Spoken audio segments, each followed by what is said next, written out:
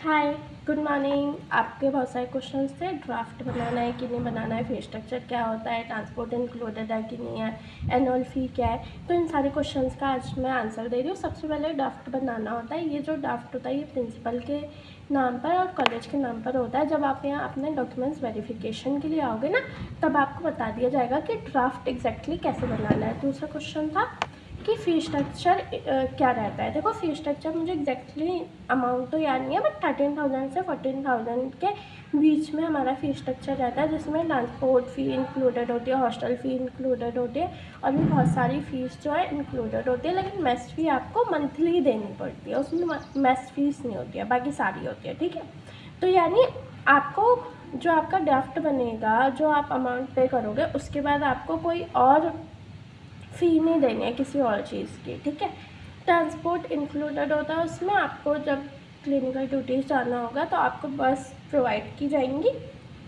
आप बस से अपनी क्लिनिकल ड्यूटीज़ करोगे और उस बस का आपसे कोई भी चार्ज नहीं लिया जाएगा।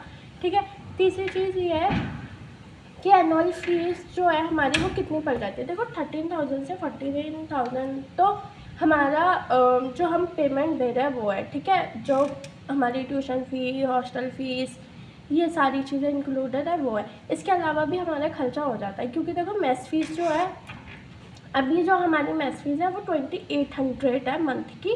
ठीक है, मंथ की 2800 हो गई, प्लस आपका 14,000 हो गया एक साल का, और प्लस आपके जो सेमेस्टर एग्ज़ाम्स होते हैं वहाँ पे आपसे फ़ीस ली जाती है। तो आई थिंक वो होती है 2,500 के आसपास, यानी 2,500 के आसपास अप्रॉक्स में ही होती है। ठीक है, तो ऑलमोस्ट जो हमारा ईयरली खर्चा होता है वो मतलब 70,000 के अंदर अंदर सारा हो जाता है। आपकी नोटबुक्स वगैरह और आपकी ड्रेसेस जो होती हैं, इन सारी चीज़ें, ये सारी चीज़ें 70,000 में हो जाती है। ड्रेसेस का अमाउंट भी आपको अलग से देना होता है। ठीक है, अभी के लिए यही। बाकी कोई क्वेश्चन हो तो आप कमेंट सेक्शन में छोड़ सकते हैं। बाय, टाटा।